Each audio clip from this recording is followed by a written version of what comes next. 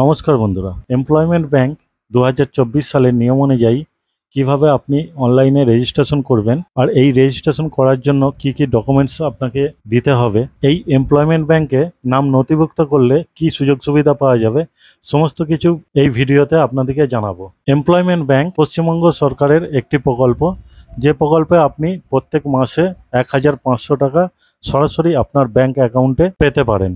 তো এখানে নাম নথিভুক্ত করার জন্য আপনাকে অবশ্যই পশ্চিমবঙ্গের বাসিন্দা হতে হবে, আপনার বয়স 18 বছরের বেশি হতে হবে, আর শিক্ষাগত যোগ্যতার ক্ষেত্রে আপনি যদি অষ্টম শ্রেণীও পাস করে থাকেন তাহলেও এখানে নাম নথিভুক্ত করতে পারবেন। আর যে সমস্ত ডকুমেন্টস প্রুফ হিসাবে লাগবে তার মধ্যে Aadhaar card, voter card, qualification certificate, ছবি আর বায়োডাটা।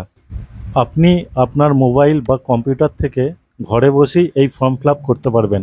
আপনি ভিডিওটা শেষ পর্যন্ত দেখতে থাকুন। সর্বপ্রথম আপনাদেরকে গুগল ব্রাউজারে এসে টাইপ করতে হবে employmentbank.gov.in, এই ওয়েবসাইট, যার লিঙ্ক আমি ডেসক্রিপশন বক্সে দিয়ে দেবো। এই ওয়েবসাইটে আসার পর নিউ এনরোলমেন্ট যে অপশানটা আছে তাতে আপনি ক্লিক করবেন। ক্লিক করার পর এখানে কিছু ক্রাইটেরিয়া, টার্মস অ্যান্ড কন্ডিশন এখানে দিয়ে দেওয়া হয়েছে, সেটা আপনি পড়ে নেবেন।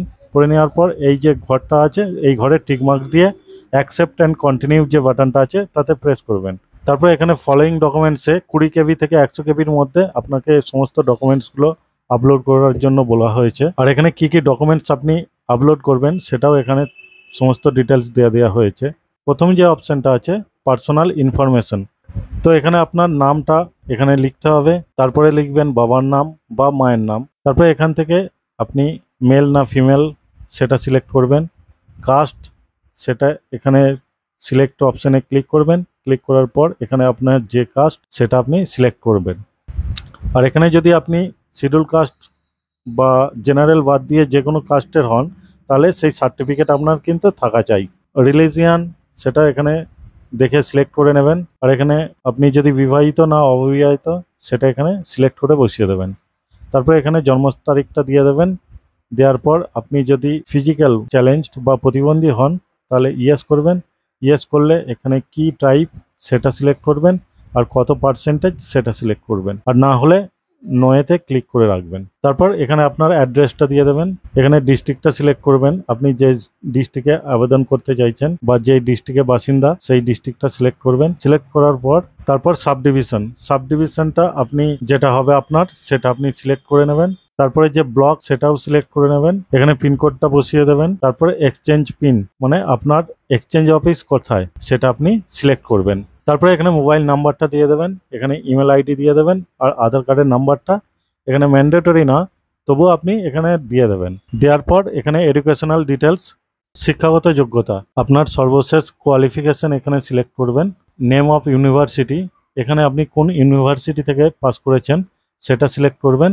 আর এই সাবজেক্টের ঘরে আপনার যদি স্পেশাল কোনো সাবজেক্ট করা থাকে তাহলে সেই সাবজেক্টটাও এখানে সিলেক্ট করবেন। কোন সালে আপনি পাস করেছেন সেটা দিয়ে দেবেন, আর পার্সেন্টেজ মার্কস সেটাও এখানে দিয়ে দেবেন। আর এখানে ল্যাঙ্গুয়েজ, আপনি যে ল্যাঙ্গুয়েজগুলো আপনি জানেন সেগুলো এখান থেকে আপনি সিলেক্ট করবেন। আর অ্যাড নিউয়ে ক্লিক করে আপনি একের অধিক ল্যাঙ্গুয়েজ এখান থেকে সিলেক্ট করতে পারবেন। তারপরে এই যে ঘরগুলো আছে এই ঘরগুলোতে আপনি টিকমার্ক করে দেবেন। এরপর যে অপশানটা ফিজিক্যাল মেজারমেন্ট, হাইটের ক্ষেত্রে দেখুন এখানে ইন সেন্টিমিটার লেখা আছে, মানে আপনার উচ্চতাটা এখানে সেন্টিমিটারে দিয়ে দেবেন। আর ওয়েটের ক্ষেত্রে কেজিতে দেবেন কত কেজি ওজন, আর চেস্টের ক্ষেত্রেও এখানে সেন্টিমিটারে আপনাকে এখানে বসাতে হবে। এর অপশন আপলোড ফটো সিভি, তো ফটোর ক্ষেত্রে আপনাকে 500 কেবি আর সিগনেচার করতে হবে ফটোর ওপরে, সেটা এখানে আপলোড করতে হবে। আর সিভিটা আপনি বক্স ফাইলে 200 কেবির মধ্যে আপলোড করবেন। কাজের যদি কোনো আপনার অভিজ্ঞতা থেকে থাকে তাহলে এখানে এমপ্লয়ার নেম সেটা এখানে দিতে হবে, কি পোস্টে আপনি কাজ করেছেন, কত টাকা স্যালারি পেয়েছেন, আর এখানে কি সেক্টর, কত বছরের এক্সপিরিয়েন্স, এই সমস্ত কিছু এখানে দিয়ে দিতে হবে। আর একের অধিক যদি আপনি সেক্টরে কাজ করে থাকেন তাহলে এখানে অ্যাড নিউ করবেন, দিয়ে আবার দিয়ে দেবেন।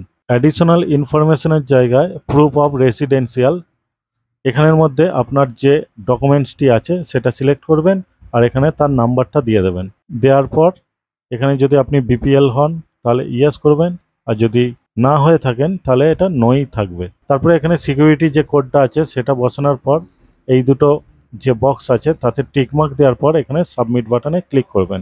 যে পেজটা ওপেন হবে সেখানে আপনাদেরকে ডকুমেন্টসগুলো আপলোড করতে হবে। তো এই ফর্মটার ক্ষেত্রে যেমন নেম আর ডেট অফ বার্থের ক্ষেত্রে যে ডকুমেন্টসগুলো চাওয়া হয়েছে, মাধ্যমিক অ্যাডমিট কার্ড বা মাধ্যমিকের সার্টিফিকেট বা বার্থ সার্টিফিকেট, এইগুলোর মধ্যে যে ডকুমেন্টসটা আপনার কাছে থাকবে সেটা পিডিএফ ফাইলে আপনাকে 100 কেবির মধ্যে স্ক্যান করে রাখতে হবে, আর সেটা এখান থেকে চুজ করতে হবে এবং চুজ করা হয়ে গেলে এখানে আপলোড বাটনে ক্লিক করতে হবে। ক্লিক করলেই আপনাদের সামনে এইরকম একটা আপলোড যেটা হয়ে যাবে সেটা দেখিয়ে দেবে। তারপরের যে অপশনটা আছে প্রুফ অফ রেসিডেন্সিয়াল, এখানে আধার কার্ড, সেটাও সেম ভাবে আপনাকে চুজ করে এখানে আপলোড করতে হবে। তারপরে এক্সাম পাসের ক্ষেত্রে যে সার্টিফিকেট আপনার কাছে থাকবে সেটাও সেম প্রসেসে আপনাকে এখানে আপলোড করতে হবে।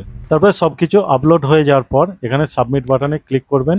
এরপর দেখেন এখানে thank you for enrolment in employment bank দিয়ে এখানে এনরোলমেন্ট নাম্বার একটা দিয়ে দিয়েছে টিএমপি বলে। এখানে যে নোটটা দিয়েছে, you will receive your user name and password only after validation for your enrolment by employment exchange. তো এটা আপনাকে এই যে প্রিন্ট পেজ যেটা আছে সেটাতে ক্লিক করলেই এই এটা প্রিন্ট হয়ে যাবে। এরপর এই প্রিন্ট হওয়া পেজটা আর আপনার যে ডকুমেন্টসগুলো আপলোড করেছেন তার অরিজিনাল আর জেরক্স করে আপনার যে এক্সচেঞ্জ অফিসটা যেটা সিলেক্ট করেছেন ফর্ম ফিল আপের সময়, সেই এক্সচেঞ্জ অফিসে যাবেন, সেখান থেকে জমা করতে হবে এবং তারা ইউজার নেম আর পাসওয়ার্ড দিয়ে দেবে। দেওয়ার পর আপনাকে ওয়েট করতে হবে যতদিন না পর্যন্ত ভেরিফিকেশন কমপ্লিট হচ্ছে। আর এটা কমপ্লিট হওয়ার পরই আপনার প্রতি মাসে 1500 টাকা আপনার ব্যাংক অ্যাকাউন্টে সরাসরি আপনি পেতে থাকবেন। তো এটাই ছিল এমপ্লয়মেন্ট ব্যাংকের নাম নথিভুক্ত করার সম্পূর্ণ প্রসেস।